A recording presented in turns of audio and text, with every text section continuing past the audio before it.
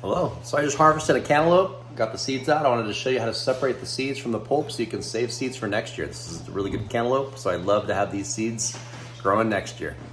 All right, so I'm gonna show you how I separate these, and my wife really wanted me to include this pumpkin that I just harvested from the garden. She thinks it's cute. I think it's cute too. Are you helping? Can I have that? Lucy wants to help. So I like to take a piece of paper. Printer paper works fine. Just to absorb the excess moisture, you don't want your seeds to mold. So you'll need something like this. Like you don't want to put them on plastic. You want something that'll absorb that water and then allow that water to evaporate, because we want to dry these seeds so that they'll be viable for next year. All right, and I like to add some water.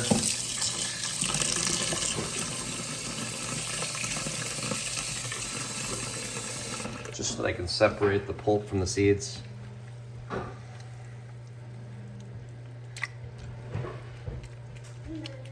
You can just kind of like work this stuff in your hands, and the seeds just kind of fall right off. And again, this is easier when you have two hands.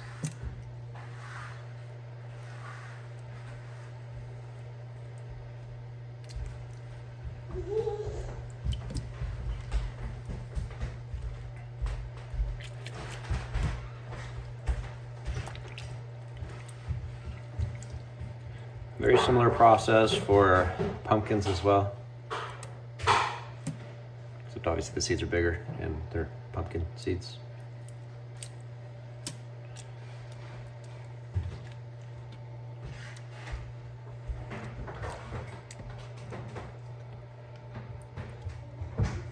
Gathering watermelon seeds is a little bit more fun because then, you know, you eat all the inside stuff.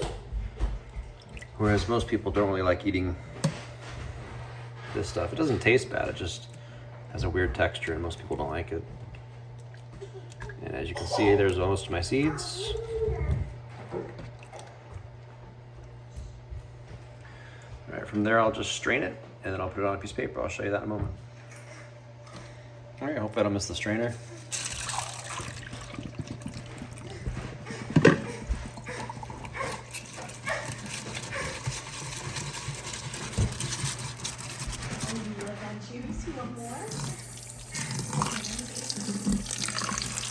There, I got most of them.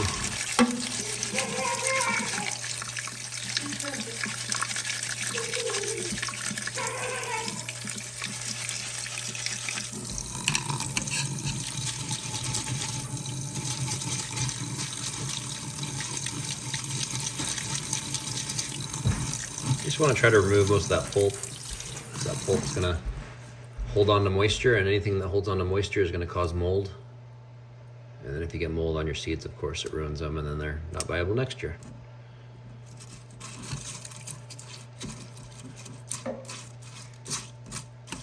But usually putting it on a paper or a paper towel is pretty safe. I don't like paper towels because they stick to the seeds, whereas when I use printer paper, it serves the same purpose to dry my seeds out, but it doesn't stick to the seeds, so I don't have that disgusting paper falling apart nonsense.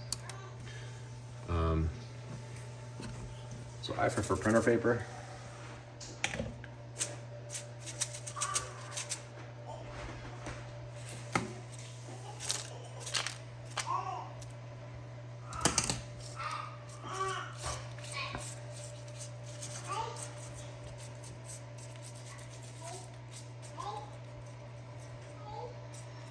And yeah, I guess there's a good amount of pulp on here. I'll probably pick some of that pulp out of this. But like I said, as long as you're only like one seed thick, you shouldn't have any problems, because the underside is going to wick its water into the paper, and then the spots where there's no seed are going to evaporate the water. And so basically the water will spread out and evaporate pretty quickly.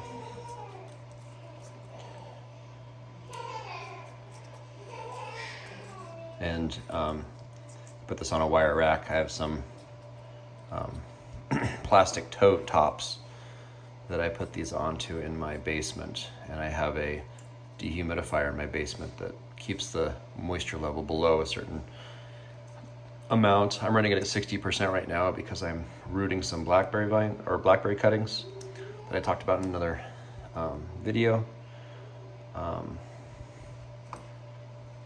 But I'd probably drop it a few percentage points. Like I might drop it down to like 40% max, just to make sure that these seeds dry out sufficiently to make it until next spring.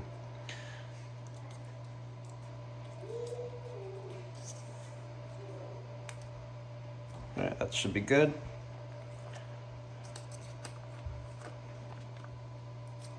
And if you feel like it's too wet, you could always add another piece of paper, which I might do. But that should be fine. Once I put it on a rack, it should dry pretty quick, especially with the dehumidifier going. All right, I hope that helps you to figure out how to preserve seeds. Again, this is so I can plant these next year. Get some cantaloupes going early spring. Pretty easy process. Thanks for joining me in the chaos.